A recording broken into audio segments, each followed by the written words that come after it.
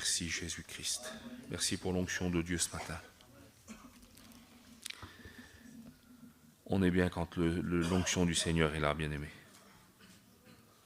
On a besoin dans ces temps difficiles de ressentir que le Seigneur est là parmi nous. Gloire à toi Jésus-Christ. Je voudrais ce matin partager avec vous une pensée que le Seigneur m'a donnée. Je vais essayer d'être le plus rapide possible. Vous savez, quand Dieu parle, quand Dieu dit des choses, quand le Seigneur publie, quand le Seigneur écrit, on sait que ce que le Seigneur dit, on ne le discute pas. Amen. Parce qu'on est des chrétiens, on croit intimement dans la vérité de la parole de Dieu, et on croit aussi dans la supériorité de la parole de Dieu par rapport à tout ce qu'on dit, tout ce qu'on fait. On sait, parce que c'est l'enseignement de la Bible, c'est l'enseignement qu'on a reçu, que la parole écrite de Dieu est plus importante qu'une prophétie. On sait qu'elle est plus importante qu'une prédication.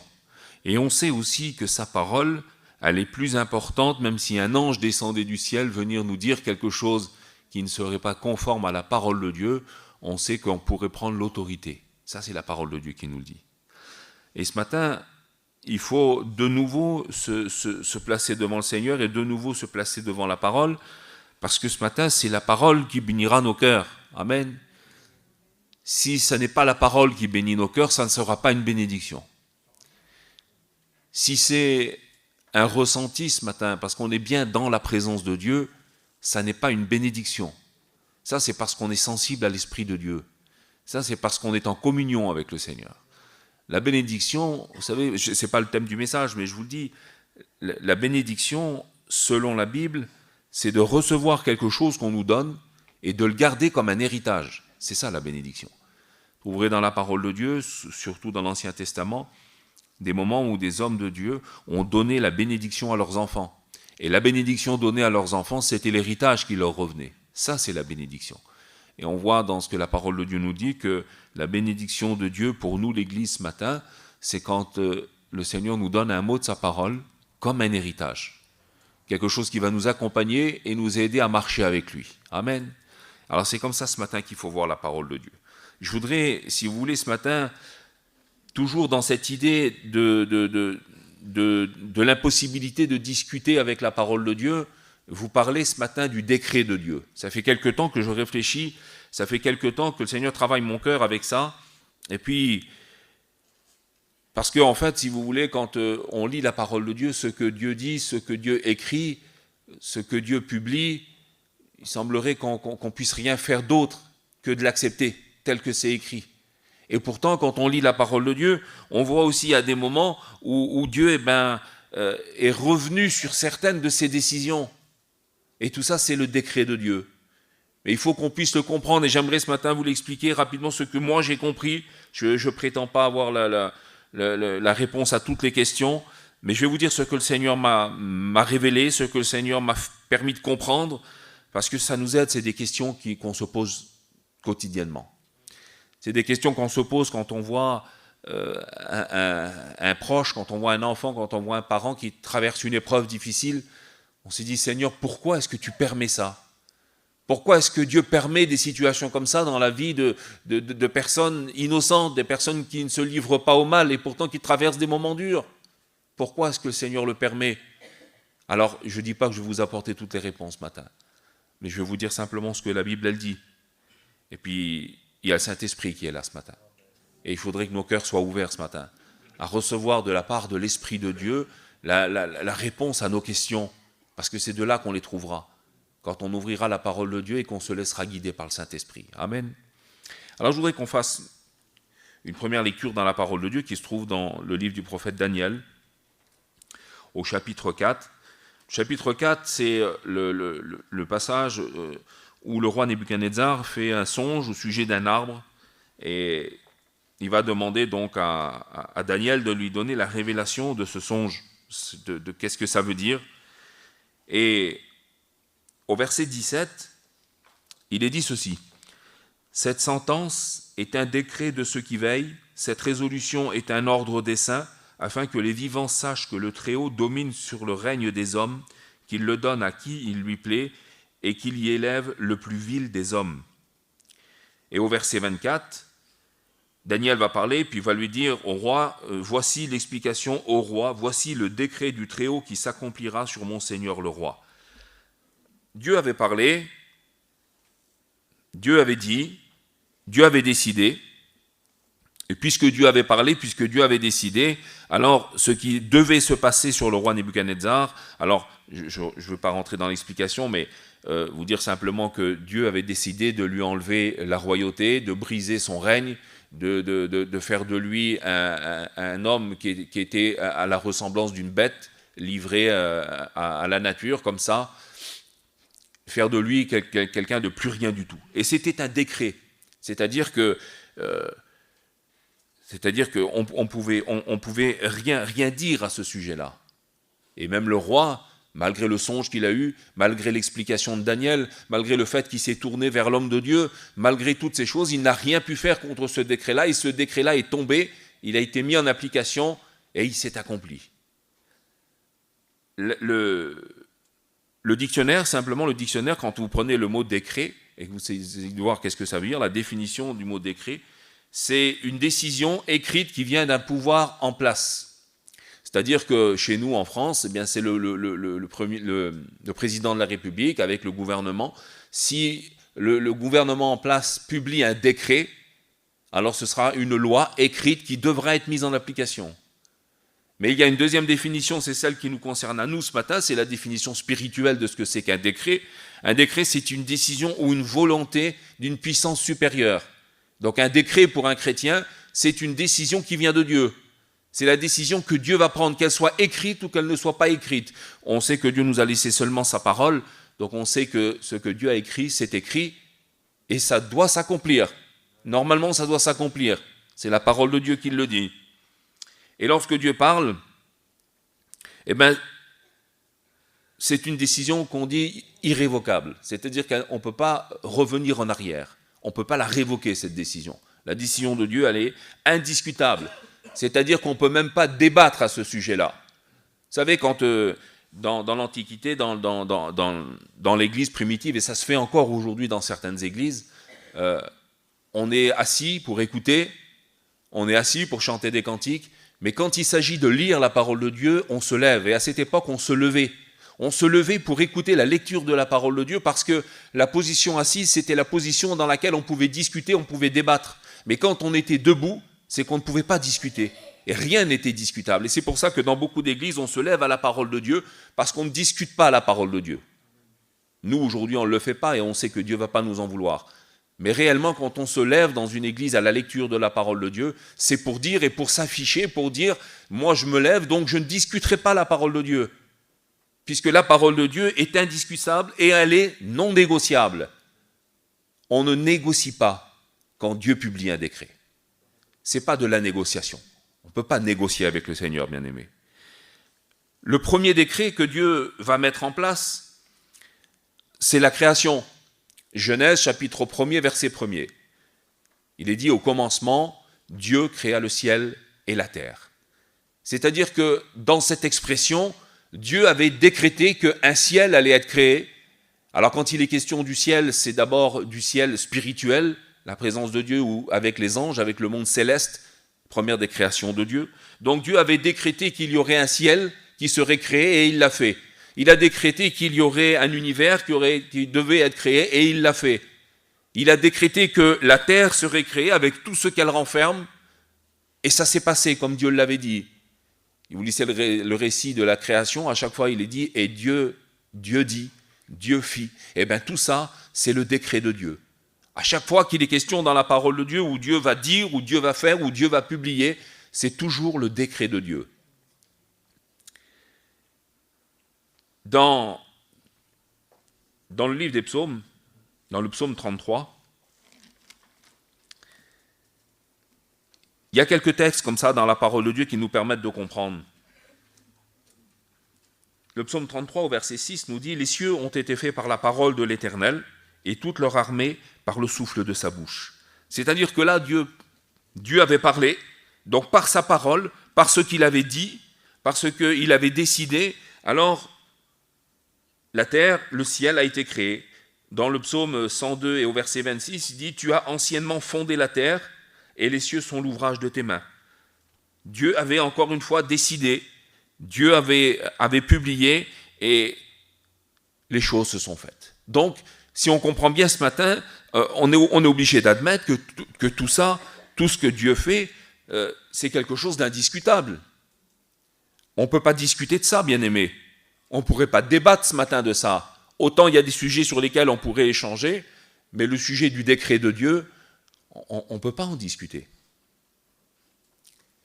Mais ce matin, j'aimerais, et c'est ce que j'essaye de vous expliquer, j'espère ce matin que je ne vais pas être trop compliqué, je vais essayer de faire au plus simple possible, de vous faire comprendre une chose, c'est que nous, en tant qu'enfants de Dieu, on est, soumis à la volonté de Dieu pour nos vies, mais ce n'est pas parce qu'on est soumis à la volonté de Dieu pour nos vies qu'on doit s'arrêter là et puis arrêter de demander au Seigneur. Comprenez ? Le chrétien n'est pas un fataliste. Un fataliste, c'est quelqu'un qui se dit, voilà, les choses sont comme ça, Dieu a voulu les choses comme ça, et les choses ne changeront pas, parce que Dieu a voulu que ce soit comme ça. Si je m'écoute à moi, personnellement, je lis la parole de Dieu, et puis je dis, Seigneur, tu as décidé que c'est comme ça, donc ça restera comme ça. Et dans nos vies, c'est la même chose. Il y a des situations dans nos vies où on a une conviction que Dieu a voulu que ce soit comme ça, et puis on arrête de demander au Seigneur. On arrête de demander parce qu'on s'est dit que les choses allaient être comme ça. C'est une pensée fataliste. Et la pensée fataliste, bien aimée, elle est dangereuse. Elle est dangereuse parce qu'elle met une limite à la bénédiction du Seigneur. Elle est dangereuse parce qu'on se dit que Dieu n'ira jamais au-delà, que Dieu n'ira pas plus loin dans la bénédiction. Alors que ce que le Seigneur veut, c'est une abondance de bénédiction. Il ne veut pas simplement te bénir, il veut te donner une abondance de bénédiction. J'ai expliqué ça à un frère il y a quelque temps. Lorsque Jésus va avec ses disciples pour aller voir Lazare, il vient d'apprendre que Lazare est très malade et certainement qu'il va mourir. Et lui, Jésus, se donne le temps. Il se donne le temps d'y aller. Au lieu d'aller rapidement pour prier pour lui et pour le guérir de sa maladie, il va laisser Lazare mourir. Et il va laisser Lazare mourir et il va arriver lorsque tout sera terminé. Bien sûr, on le sait que Jésus va ressusciter Lazare. Mais j'expliquais ça à un frère, je disais que Dieu ne voulait pas simplement une guérison, il voulait une résurrection. Et une résurrection, c'est bien plus grand. Si on compare dans une bénédiction, une résurrection, c'est bien plus grand qu'une guérison. Des fois, Dieu veut des choses plus grandes. Des fois, Dieu veut des choses plus belles. Mais puisque nous, on a une pensée fataliste, alors on arrête là, on dit ça n'ira pas plus loin, le Seigneur fait comme il veut de toute façon, et je m'arrête là. Bien-aimés, laissez-moi vous dire que si c'est cette pensée qu'il y a dans nos cœurs ce matin, si c'est la pensée qu'il y a dans ton cœur, je te garantis sans me tromper que tu n'iras jamais plus loin dans la bénédiction et que tu ne recevras jamais plus de la part du Seigneur. La pensée fataliste, elle doit être bannie de nos vies. Elle doit être bannie, bien-aimés. Soumettons-nous à la parole de Dieu, soumettons-nous à ce que le Seigneur nous demande, mais ne cessons jamais de demander au Seigneur. Amen. Dieu avait décidé de publier un décret à une époque où l'humanité sur la terre était devenue corrompue. La Bible dit que toute chair avait corrompu sa voie. C'était à l'époque de Noé. Et Dieu décide de détruire l'humanité par le déluge. Parce qu'il a décidé, il a vu la méchanceté de l'homme, il a vu le péché de l'homme. Et vous lirez dans Genèse chapitre 6, il dit, c'est l'Éternel qui parle, et il dit, mon esprit ne restera pas toujours dans l'homme, parce que l'homme n'est que chair, et ses jours seront de 120 ans. C'est-à-dire qu'à partir de ce moment-là, à partir de ce décret-là, à partir de cette parole-là, il reste à l'humanité 120 ans à vivre avant le déluge. Et c'est exactement ce qui s'est passé. 120 ans après, le déluge est arrivé, et l'humanité a été détruite. Et lorsque Dieu dit, un petit peu plus loin, dans Genèse 6 au verset 7, il dirait « J'exterminerai l'homme de la surface de la terre, ainsi que les animaux des champs, les oiseaux du ciel, parce que toute chair avait corrompu sa voix. » La Bible dit « J'exterminerai l'homme de la surface de la terre. » Et quand il est question de l'homme, il est question de l'humanité tout entière. Pourtant, on sait que Noé et sa famille a été préservés. Alors que Dieu venait de dire que toute l'humanité entière, il n'y avait pas d'exception, si vous voulez, dans cette parole. Le texte qui a été écrit en hébreu, c'est quelque chose qui englobe tout, si vous voulez. Il y a un mot différent lorsqu'il y a une exception, mais là, il n'y a pas d'exception. C'est-à-dire que Dieu avait décidé de détruire toute l'humanité. Et pourtant, on le verra tout à l'heure, on verra que la Bible dit que Noé va trouver grâce aux yeux de l'Éternel. Alors que juste avant, il était question de détruire aussi, que tous les êtres humains sur la terre devaient être détruits.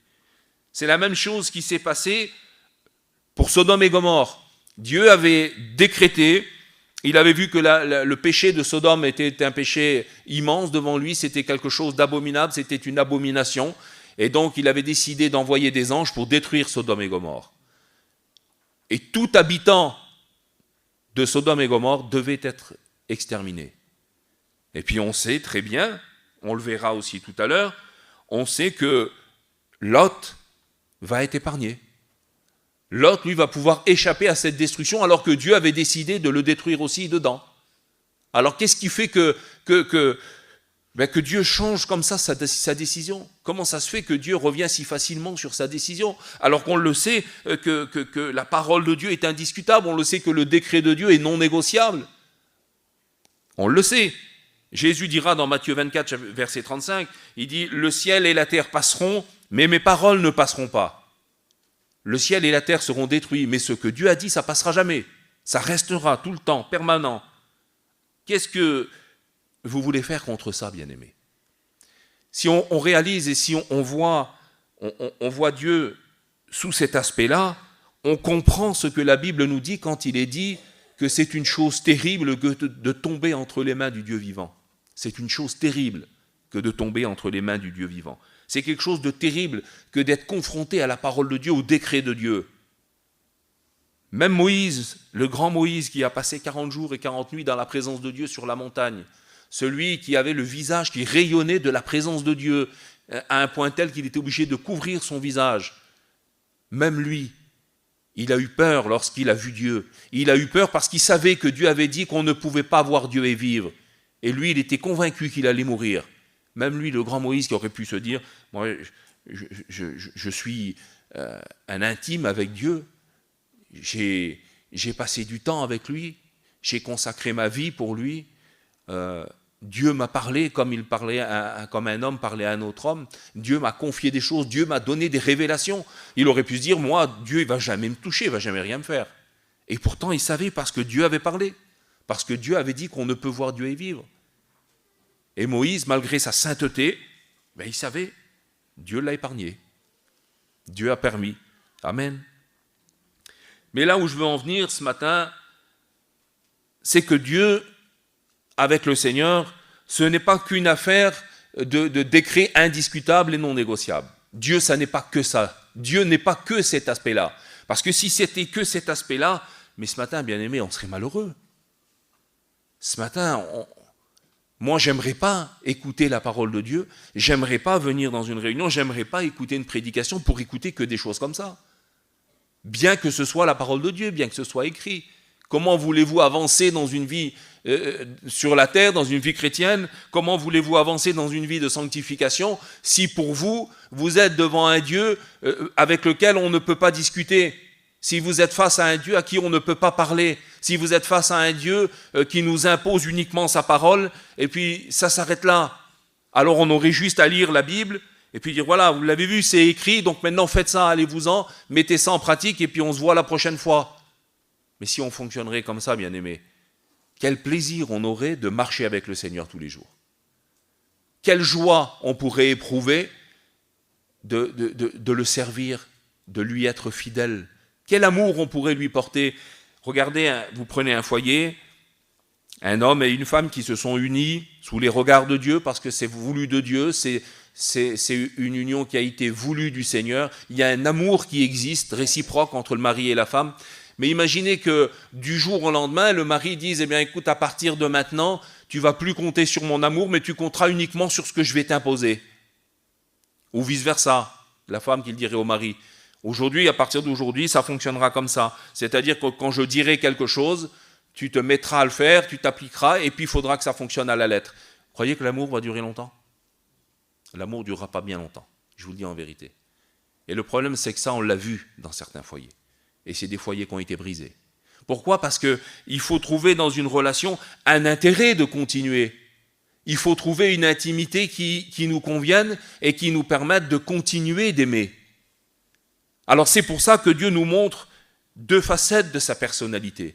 Il nous montre à un moment donné, il nous montre qu'il est un Dieu parfait, parce que Dieu est parfait.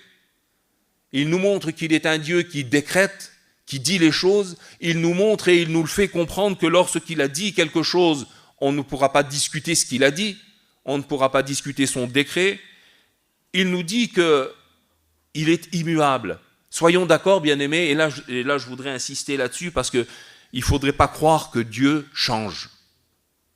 La Bible nous dit que Dieu est immuable. Quelque chose d'immuable, c'est quelque chose qui ne change pas. Pourquoi est-ce que Dieu ne change pas? Eh bien simplement parce que Dieu est parfait. Dieu est la perfection. Et s'il devait changer, si on change, c'est pourquoi? Si on change, c'est soit pour devenir meilleur, soit pour devenir pire. On a vu des gens qui étaient, des personnes, des chrétiens qui étaient, comment je pourrais vous dire, qui avaient une vie chrétienne facile, légère, limite éloignée de Dieu, et puis du jour au lendemain, on les voit, c'est complètement différent. C'est une vie de sanctification, c'est une vie de consécration, c'est une vie de fidélité, c'est un langage qui a changé, c'est un comportement qui a changé, tout a changé. Merci Seigneur, on l'a changé en bien. Et puis on voit des chrétiens qui, eux, étaient des chrétiens fidèles, des chrétiens qui servaient le Seigneur, qui aimaient le Seigneur, et puis du jour au lendemain, parce que le monde est venu, parce qu'une petite portion du monde est rentrée dans un cœur, alors on les voit qui régressent. Eux aussi ont changé. Ils étaient bien, ils ont changé, ils sont devenus moins bien. Mais pour Dieu, ça n'existe pas. Parce que Dieu est parfait. Il ne peut pas changer en bien, parce que ça voudrait dire qu'il n'est pas parfait, et il ne peut pas changer en moins bien également, parce que ça voudrait dire sinon qu'il ne serait pas parfait. Donc la Bible nous dit que Dieu est immuable et qu'il ne change pas. Malachie chapitre 3, verset 6, « Car je suis l'Éternel, je ne change pas. » C'est la parole de Dieu qui le dit. Psaume 102, verset 28, « Moi, toi Éternel, mais toi Éternel, tu restes le même. » C'est la parole de Dieu qui le dit encore. Jacques, chapitre 1er, verset 17, nous dit qu'il est le Père des Lumières, dans lequel il n'y a ni changement, ni ombre de variation. Dieu ne change pas, et Dieu ne changera jamais. Amen. Et il faut dire Amen pour ça, bien-aimé. Parce que c'est justement parce que nous avons un Dieu immuable, un Dieu qui ne change pas, que notre éternité est garantie, que notre place dans le ciel est garantie. C'est une doctrine, la perfection de Dieu. C'est quelque chose qu'il faut comprendre et il faut croire que Dieu ne changera jamais. Alors qu'est-ce qui se passe? Qu'est-ce qui se passe? Parce qu'on voit bien que Dieu, on le voit dans la parole de Dieu, je vous ai pris quelques exemples, on voit bien que Dieu a changé d'avis. Qu'est-ce qui se passe? Eh bien justement, ce n'est pas parce que Dieu ne change pas qu'il ne peut pas changer une décision qu'il a prise. Et il y a un texte de la parole de Dieu qui nous fait comprendre merveilleusement. C'est Dieu qui parle, c'est Dieu qui l'explique lui-même. On va le lire ensemble. C'est plus facile que je vous lise plutôt que je vous l'explique. C'est dans le livre du prophète Jérémie, au chapitre 18. C'est la maison du potier, vous connaissez ce passage. Et on s'arrête bien souvent à l'histoire de la maison du potier. Mais un petit peu plus loin, au verset 7, écoutez ce qu'il est dit. C'est Dieu qui parle.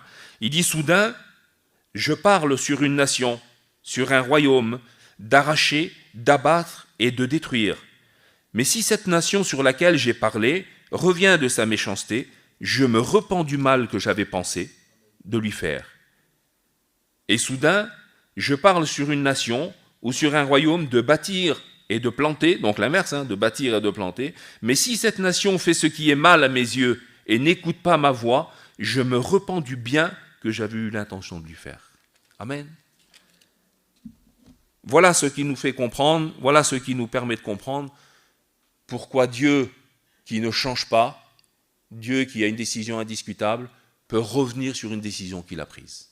Eh bien, c'est parce qu'il y a des choses, bien-aimées, et on va le voir ensemble, il y a des choses dans la vie d'un chrétien, il y a des choses dans la vie d'une chrétienne auxquelles Dieu est sensible. Dieu n'est pas insensible au comportement d'un homme ou d'une femme. Et Dieu aime voir justement.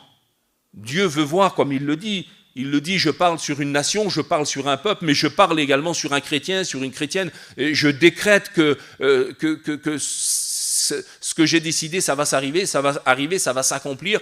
Mais par contre, si cette personne, elle change de comportement, si cette personne, elle se repent, si cette personne revient d'une mauvaise décision, alors le Seigneur, il changera la décision qu'il avait prise. Et l'inverse est possible aussi. Amen. L'inverse est possible aussi. Il y a des choses, il y a des attitudes auxquelles le Seigneur est sensible. On en revient à l'histoire de Noé. Donc Dieu avait décidé, il avait décrété, c'était un décret de Dieu. Il avait décrété qu'il restait 120 ans à l'humanité. Il ne donnera pas un jour de plus. Il décrète que ce sera 120 ans. Et il décrète que l'humanité sera détruite. Mais la Bible dit, et vous lirez ça dans le livre de la Genèse au chapitre 6, la Bible dit, mais il y a une exception. Il semblerait qu'il y ait une exception. La Bible dit, mais Noé trouva grâce aux yeux du Seigneur. Parce que, en son temps, la Bible dit, en son temps, Noé marchait avec l'Éternel. En son temps, à son époque, à une époque corrompue, à une époque où le péché régnait, la Bible dit que Noé, lui, il marchait avec l'Éternel. Noé faisait ce qui était bien aux yeux du Seigneur. Noé aimait faire la volonté de Dieu. Noé aimait s'appliquer à plaire au Seigneur. Et alors que Dieu avait décidé de détruire cette humanité, il a vu Noé, il a vu son comportement, il a vu sa vie de sanctification, il a vu sa vie de fidélité, il a vu toutes ces choses-là. Et puisqu'il a vu toutes ces choses-là dans Noé, alors il s'est dit à un moment donné, je vais changer d'avis, je ne vais pas détruire toute l'humanité. Je détruirai certes l'humanité pécheresse, celle qui avait corrompu sa voie, mais puisque je suis un Dieu saint et que je suis un Dieu juste, alors je vais épargner la vie de Noé et la vie de sa famille. Et c'est la raison pour laquelle Dieu va demander à Noé de construire une arche. C'est la raison principale pour laquelle Dieu va demander à Noé de construire une arche, c'était pas pour sauver l'humanité. On l'a entendu souvent dans des prédications, et puis, bon, c'est pas interdit de le dire, c'est pas interdit de spiritualiser un texte. On a le droit de le faire dès l'instant où ça ne contredit pas la parole de Dieu. Mais on l'a entendu souvent dans des prédications où Noé avait construit une arche pour sauver tous ceux qui voulaient être sauvés. C'est pas ce que la Bible, elle dit. Alors, c'est vrai, on est en droit de croire que si quelqu'un aurait changé de comportement, se serait repenti, aurait demandé pardon à Dieu, et qui serait venu voir Noé pour dire « Noé, j'ai demandé pardon à Dieu, est-ce que je pourrais rentrer avec toi dans l'arche ?» Je suis le premier à dire que peut-être que le Seigneur est bon, puis que cette personne aurait pu être sauvée, mais ce n'était pas le but de Dieu. La volonté de Dieu, c'était que cette arche sauve Noé, sa femme, ses 3 fils et ses belles-filles. 8 personnes en tout, c'est la parole de Dieu qui le dit.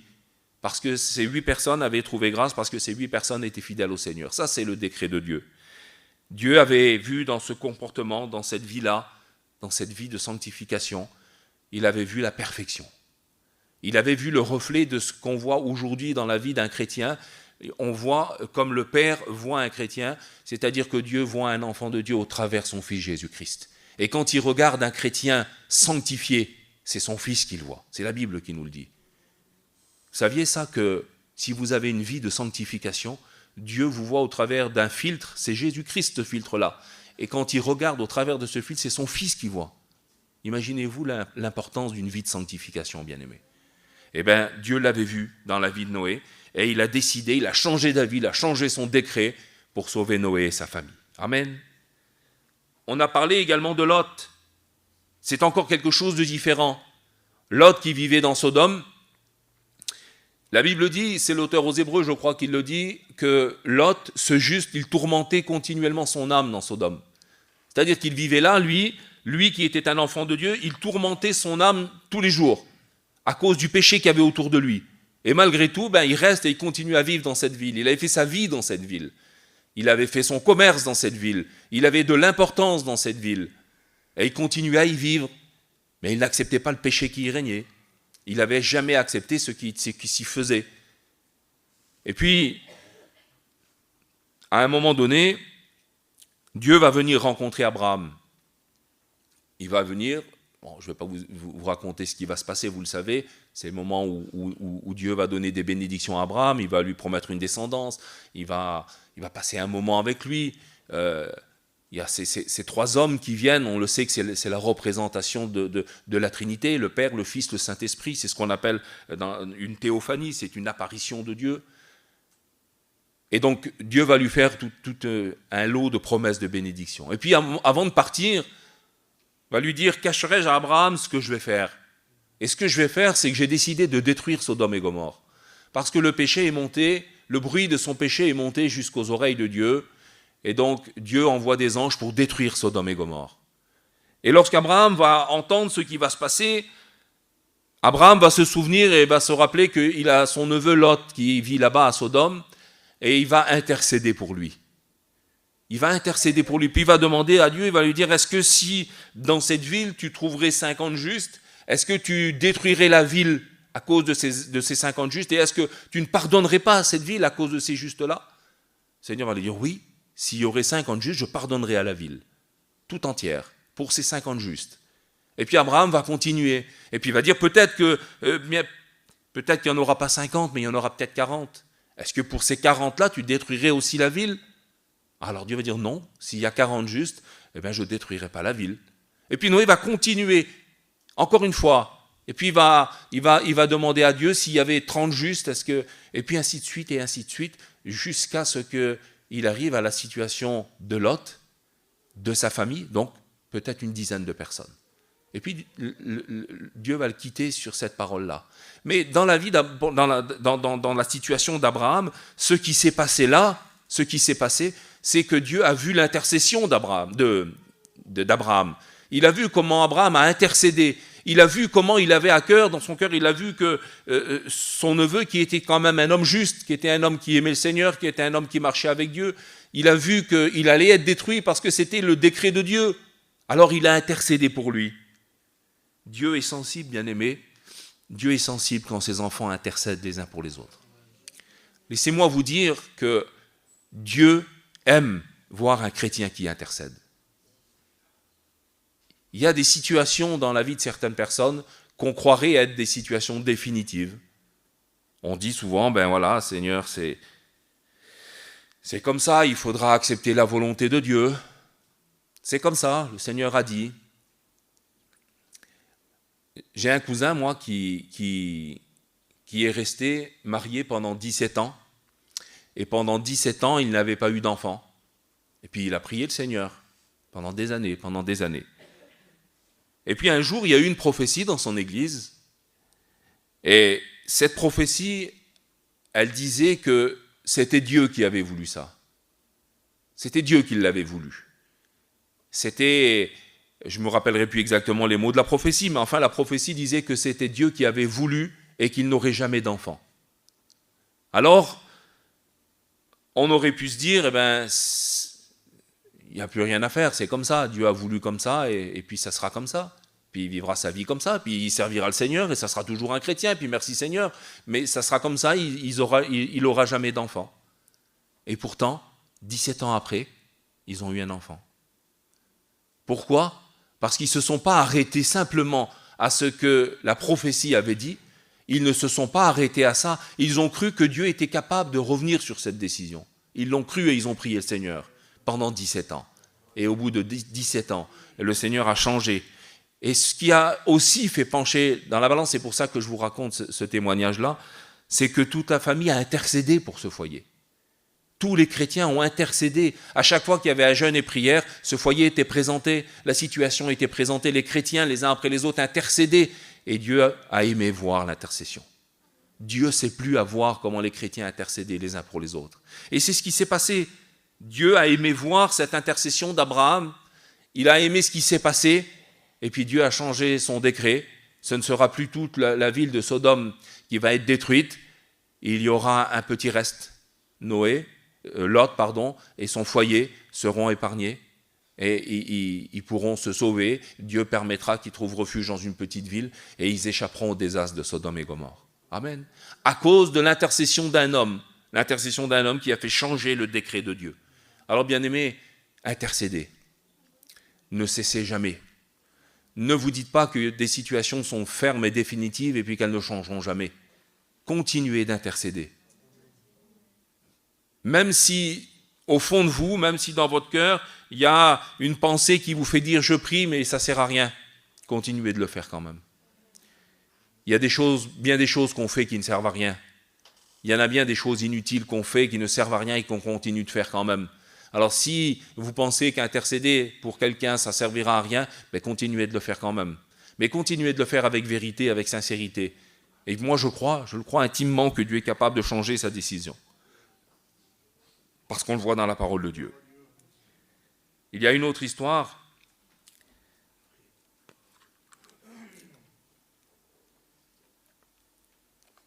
Une autre histoire dans la parole de Dieu qu'on trouve dans le premier livre de Samuel, c'est l'histoire d'Anne, la mère du prophète Samuel. La Bible dit que chaque année, avec son mari Elkana, elle montait à Silo pour venir adorer, certainement pendant la fête de la Pâque, certainement. Ils venaient une fois par an à Silo pour venir passer plusieurs jours pour offrir des sacrifices à l'Éternel. C'était comme ça se faisait comme ça. Et chaque année, donc, Anne, elle montait à Silo, mais elle montait toujours avec l'amertume dans l'âme. Elle montait toujours à Silo et elle ne se réjouissait pas comme tous les autres se réjouissaient. Pourquoi ? Parce qu'elle aussi, elle attendait un heureux événement. Elle espérait du moins un heureux événement. Elle espérait un jour avoir un enfant. Et puis la Bible dit que sa rivale, Pénina, lui prodiguait des mortifications pour s'irriter contre l'Éternel parce que c'est écrit comme ça, noir sur blanc, et on ne peut pas discuter là-dessus. La Bible dit concernant Anne que l'Éternel l'avait rendue stérile. C'était Dieu qui l'avait voulu. Donc, puisque Dieu l'avait voulu, son entourage proche était en train de lui dire « ça ne sert à rien que tu viennes offrir des sacrifices, ça ne sert à rien que tu continues de prier, ça ne sert à rien que tu fasses toutes ces choses-là, c'est l'Éternel qui a voulu ça. Qu'est-ce que tu veux faire ? Tu veux discuter ? Tu veux essayer de débattre avec lui ? » Vous trouverez souvent dans le livre de Job où les trois amis de Job parlent de cette façon-là de Dieu, un Dieu avec lequel on ne discute pas. Vous trouverez souvent cette expression. Est-ce que tu veux débattre avec lui ? C'était un peu ça, si vous voulez. C'est lui qui a permis que tu sois comme ça. Qu'est-ce que tu veux faire ? Et puis ça a été comme ça pendant des années. Et puis, elle continue de monter. Le décret de Dieu était tombé sur sa vie. Dieu avait voulu que ce soit comme ça. Mais pourtant, ça ne va pas l'empêcher de continuer.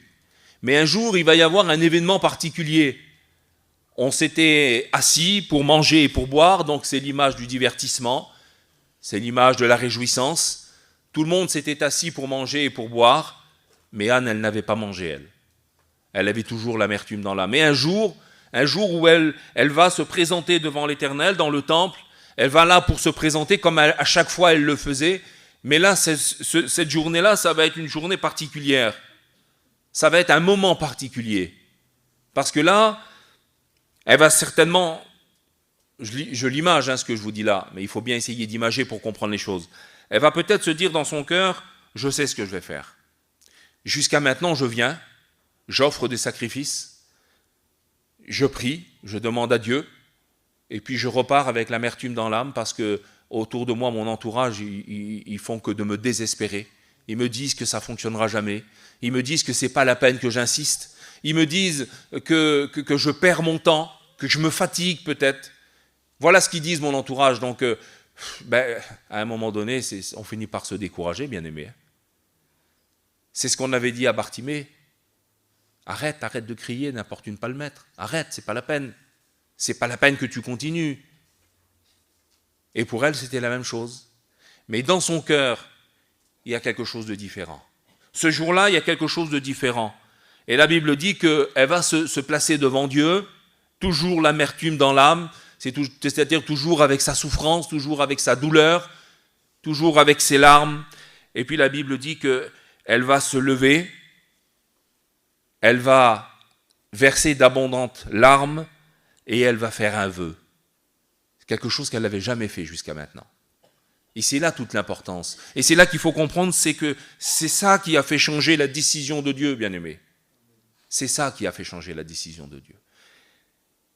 Si toutes les autres fois, elle venait avec sa douleur, avec sa souffrance, prier et pleurer, cette fois-ci, c'est quelque chose de différent. Cette fois-ci, elle prend un engagement qu'elle n'a jamais pris. Et cet engagement qu'elle va prendre, le vœu qu'elle va faire au Seigneur, c'est que, Seigneur, si tu daignes offrir à ta servante un fils, alors il sera consacré à l'Éternel pour tous les jours de sa vie. Elle espère dans cet enfant depuis des années. Et puis là, elle est en train de dire que si le Seigneur lui donne, eh bien, elle va lui redonner. Et puis elle le sait que si elle fait ce vœu-là, c'est un vœu qu'elle va devoir accomplir.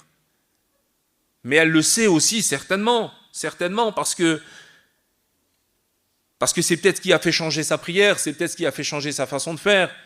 Elle le sait que Dieu est capable de changer d'avis. Elle le sait, pourtant c'était décrété, mais elle le sait, et c'est pour ça qu'elle le fait.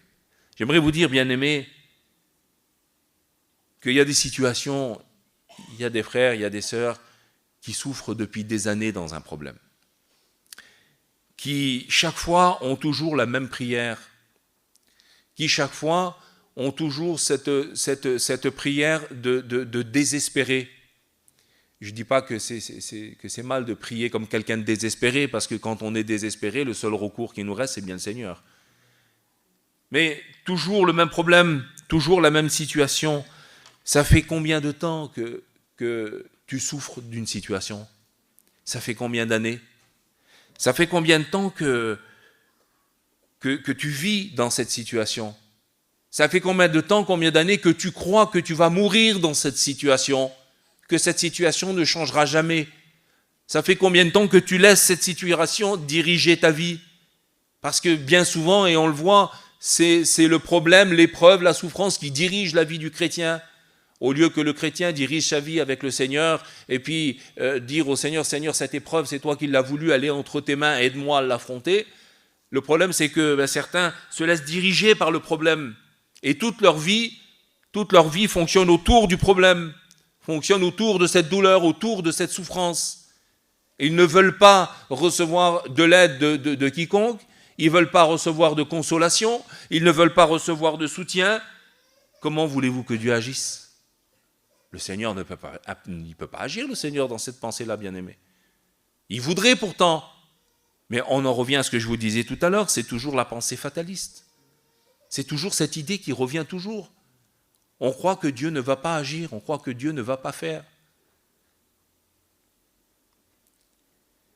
Anne, elle se dit, Seigneur, si tu fais ça, alors je ferai un vœu, je prendrai un engagement. Vous savez, j'aimerais vous toucher 2 mots par rapport à ça. Je vous le dis parce qu'il me paraît important de vous le dire. Quand on fait un vœu au Seigneur, le Seigneur est capable de changer sa décision. On le voit, c'est dans la parole de Dieu, c'est pas moi qui l'invente. Si ça n'avait pas été écrit, je ne vous le dirais pas, mais c'est écrit, donc je vous le dis. Mais quand on fait un vœu au Seigneur, il faut que le vœu qu'on va faire au Seigneur, il soit conforme à sa parole. Comprenez ? Il faut que le vœu que nous allons faire, la décision qu'on va prendre, l'engagement qu'on va prendre, il faut qu'il plaise au Seigneur, parce que si vous faites quelque chose qui ne plaît pas au Seigneur, ça ne sera pas un vœu pour une bénédiction, ça sera une stupidité, parce que ça ne servira à rien du tout. Il y a des chrétiens qui ont fait des vœux, qui ont pris des décisions complètement inutiles, alors par ignorance des fois, croyant que ça allait plaire au Seigneur, mais des décisions complètement stupides. Moi, je ne sais pas si tu dois sacrifier quelque chose, si tu veux faire un vœu. De toute façon, la Bible dit, si tu fais un vœu à l'Éternel, ne tarde pas de l'accomplir. Parce qu'il vaut mieux ne pas faire de vœu plutôt que de faire un vœu que tu n'accompliras pas. Mais il faut que ce vœu soit conforme à sa parole. N'allez pas demain, n'allez pas me dire, les frères, moi j'ai fait un vœu au Seigneur, j'ai décidé de me raser la tête. N'allez pas me dire que ça va plaire au Seigneur. Pourquoi ? Parce que la Bible, elle dit que c'est une honte pour un homme de se raser la tête. Donc, si ça a été le cas peut-être pour quelqu'un, si ça a été le cas pour un cas particulier, bon, je ne dis pas, Seigneur, si c'est une demande de Dieu. Mais ne dites pas que ça va plaire au Seigneur. Vous allez dire, Seigneur, eh ben, je vais arrêter de travailler. À partir de maintenant, j'arrête de travailler et puis je vais passer du temps dans la lecture. et j'arrête de travailler, c'est un sacrifice que je fais pour toi, Seigneur. Vous n'accomplirez pas la volonté de Dieu. Parce que la Bible, elle dit qu'il faut travailler pour subvenir à ses besoins et aux besoins de son foyer. Donc ça, ce n'est pas un vœu qui plaira au Seigneur. Maintenant, si vous travaillez trop, si vous travaillez jusqu'à plus en pouvoir, et puis que vous n'avez jamais le temps de prier, que vous n'avez jamais le temps de dire la parole de Dieu, et puis que demain vous dites, Seigneur, je vais faire un vœu, je fais le vœu à partir de maintenant, de consacrer une journée par semaine, j'irai plus travailler le vendredi ou le lundi ou le mardi, j'irai plus travailler, cette journée-là elle sera consacrée, je veux lire la parole de Dieu et je veux prier. Là, ça plaira au Seigneur. Parce que là, vous accomplissez la volonté de Dieu. Amen. Et Anne, elle l'avait compris. Elle avait compris que le vœu qu'elle devait faire, c'était un vœu qui devait plaire au Seigneur. C'était un vœu qui devait aller dans le sens de la bénédiction. Et elle l'a fait. Et on le voit que lorsque la prophétie du souverain sacrificateur lui dit « L'année prochaine, à cette époque-là, tu embrasseras un fils. » Et ça s'est accompli. Dieu a changé son décret à son égard. Dieu a changé la décision qu'il avait prise. Bien-aimé, il faudrait peut-être maintenant que ça change dans ta vie. Il faudrait peut-être que tu prennes des décisions que tu n'as jamais prises. Comment tu peux savoir si Dieu va agir dans ta vie si tu ne le laisses pas faire ou si tu ne lui donnes pas les moyens de le faire? Ou si à un moment donné, tu ne fais pas le sacrifice de quelque chose? Vous savez qu'il y a des choses dans nos vies qui empêchent la bénédiction. Il y a des choses dans nos vies qui limitent la bénédiction. Et ces choses-là, si on ne prend pas garde à ces choses-là, le Seigneur n'agira jamais dans notre vie. Alors il faut être capable de sacrifier certaines choses. Je crois que beaucoup de chrétiens l'ont fait. On a tous, à un moment donné de notre vie, dit « Seigneur, voilà, il y a des choses qu'il faut qu'ils changent dans ma vie, et puis je vais le faire. Je vais sacrifier certaines choses. » Et puis ça a plu au Seigneur. Et le Seigneur a apporté la bénédiction. Amen. Un dernier exemple, et puis après on termine. Dans la parole de Dieu, dans le deuxième livre des rois, on va faire la lecture ensemble. Deuxième livre des rois, chapitre 20. Vous connaissez bien aussi cette histoire, hein, la maladie d'Ézéchias, le roi Ézéchias qui était un roi qui plaisait au Seigneur. Il n'y avait pas eu d'autre roi comme lui qui faisait la volonté de Dieu et qui faisait tout ce qui plaisait au Seigneur, qui avait une vie véritablement conforme aux exigences de Dieu. Et regardez ce qu'il est dit, donc deuxième livre des rois, chapitre 20, verset 1er. Il est dit, en ce temps-là, Ézéchias fut malade à la mort. Le prophète Ésaïe, fils d'Amoz, vient auprès de lui et lui dit, « Ainsi parle l'Éternel », donc décret de Dieu, le décret, « Ainsi parle l'Éternel, donne tes ordres à ta maison, car tu vas mourir et tu ne vivras plus. » Ézéchias tourna son visage contre le mur et fit cette prière à l'Éternel. « Ô Éternel, souviens-toi que j'ai marché devant ta face avec fidélité et intégrité de cœur, et que j'ai fait ce qui est bien à tes yeux. » Et Ézéchias répandit d'abondantes larmes. Ésaïe, qui était sorti, n'était pas encore dans la cour du milieu, lorsque la parole de l'Éternel lui fut adressée en ces termes.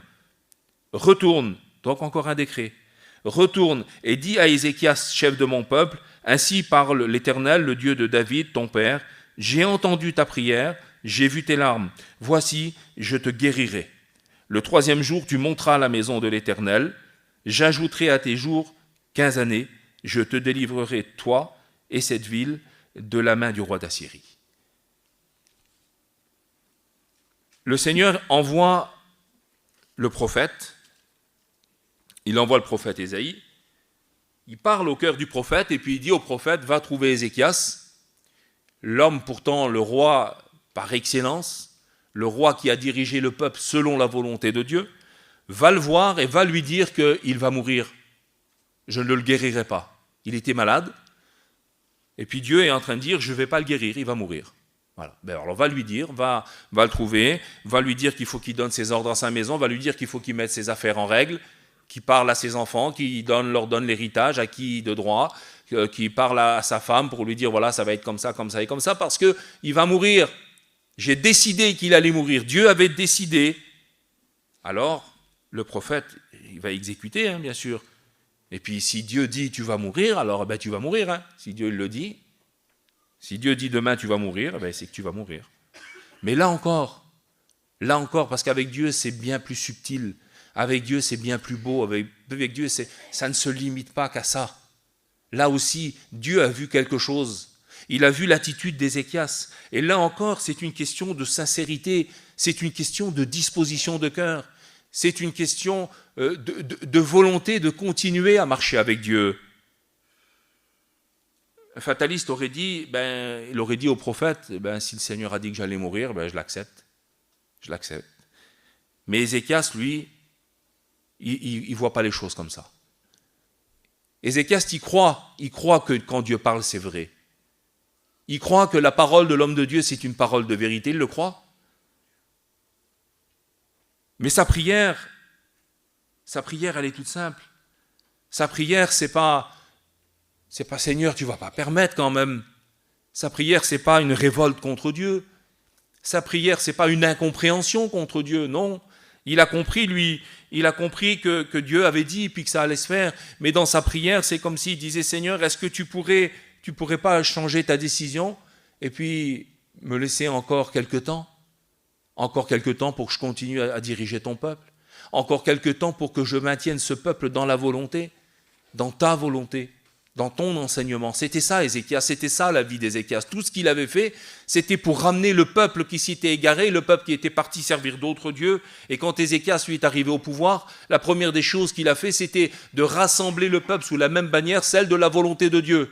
Et il l'avait fait, et il l'avait bien fait. Et je suis convaincu que sa prière, c'était ça. C'était, Seigneur, est-ce que tu ne voudrais pas changer d'avis et me laisser encore quelque temps? Et la prière d'Ézéchias, elle est toute simple. Vous la lisez au verset 3. Elle tient en quelques mots. Elle tient en quelques mots, la prière d'Ézéchias. Ô Éternel, souviens-toi. Souviens-toi. Et dans ce souviens-toi, là, c'est, Seigneur, je crois que j'ai été fidèle quand même. Seigneur, je crois que j'ai fait ta volonté. Souviens-toi, Seigneur. Souviens-toi que j'ai marché devant ta face avec fidélité et intégrité de cœur. Pas seulement de fidélité et d'intégrité avec la bouche ou avec son corps. Pas parce qu'il était présent aux réunions, c'est pas ça la fidélité avec Dieu. Non, c'est une fidélité, une intégrité qui est à l'intérieur là, que personne ne verra, mais que le Seigneur voit lui. J'ai marché avec fidélité et intégrité de cœur et j'ai fait ce qui est bien à tes yeux. C'est tout. Sa prière, elle s'arrête là. Et la Bible dit que Ézéchias va se tourner contre le mur et puis va verser d'abondantes larmes. C'est une prière de supplication, bien-aimé. Et c'est là où le Seigneur se plaît à voir dans le cœur, dans la vie d'un enfant de Dieu, c'est de voir la supplication. Qu'est-ce qui pourrait nous empêcher de supplier le Seigneur? Qui serait assez fort ce matin pour nous dire « c'est bon, il faut arrêter de supplier hein. ». Non, il ne faut pas arrêter de supplier. La Bible, qu'est-ce qu'elle nous dit? Philippiens chapitre 4, versets 6 et 7. Faites connaître à Dieu tous vos besoins par des prières, par des supplications, avec action de grâce. Donc qui ce matin pourrait dire, ma sœur, il faut que tu arrêtes de supplier? Alors, moi, le conseil que je te donnerais, c'est arrête de te plaindre et arrête de gémir. Oui, ça c'est sûr. Parce qu'il y a des prières, bien aimées, qui nous agacent des fois. Je vous le dis, et j'en suis sûr que vous êtes pareil. Il y a des prières qui nous agacent. Parce que ce sont des plaintes qui durent pendant une demi-heure de temps. C'est pas ça ce que le Seigneur il veut. Une supplication, c'est pas ça. Une supplication, regardez la supplication d'Ézéchias, c'est cette supplication qui a fait changer le décret de Dieu. Et elle tient seulement là-dedans. Seigneur, je crois que je suis ton enfant. Je crois, Seigneur, que c'est ma vie que je t'ai donnée, pas simplement une partie de ma vie, pas simplement ce qu'il y avait de mauvais dans moi. Non, c'est ma vie que je t'ai donnée, je le crois, ça intimement. Et je crois aussi que j'essaye de marcher avec fidélité. Je crois, Seigneur, rappelle-toi, Seigneur, souviens-toi, s'il te plaît, souviens-toi que j'ai essayé d'être intègre dans tout ce que j'ai pu faire. J'essaye de faire ce qui est bien à tes yeux. Je m'éloigne du mal comme Job pouvait le faire. J'applique ma vie à te servir. Alors est-ce que tu pourrais ne pas changer de décision pour moi, Seigneur, s'il te plaît? Mais c'est ça la prière d'Ézéchias, bien-aimé.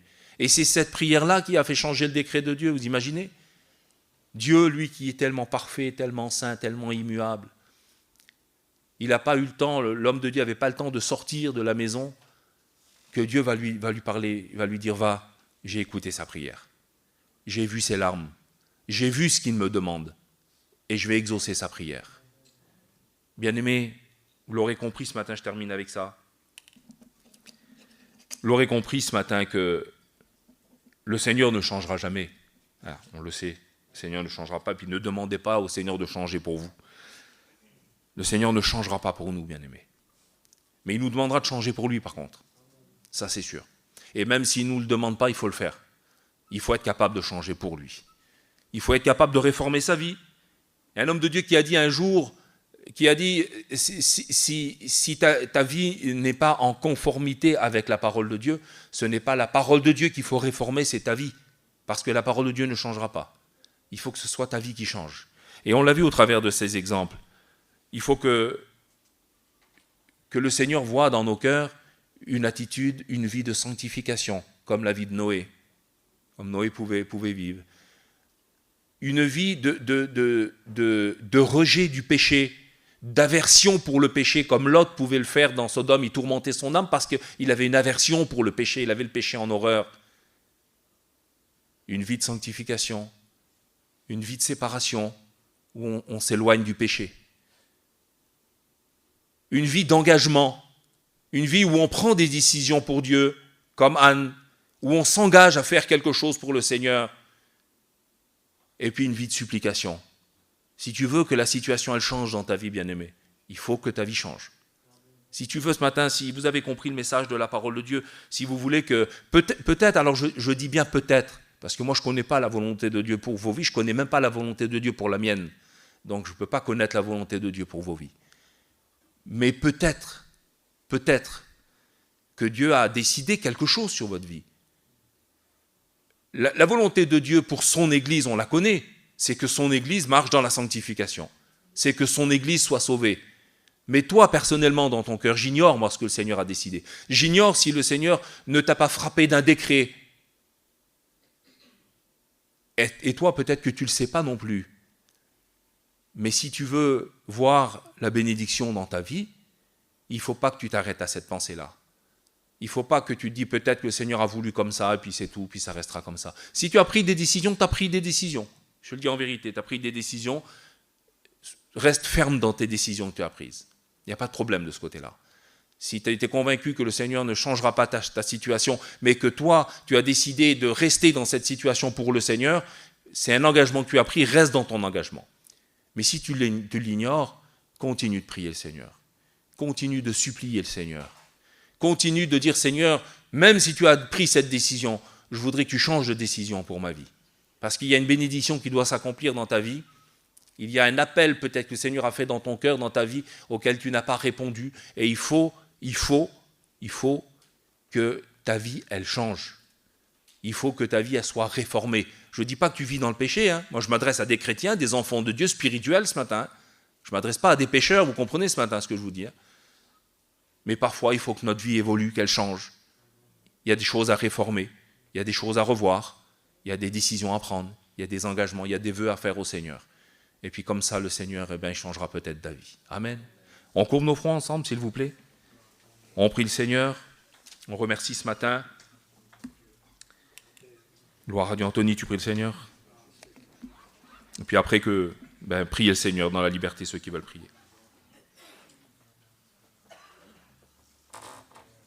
C'est encore avec louange, c'est encore avec adoration ce matin, Seigneur, que nous nous adressons à toi.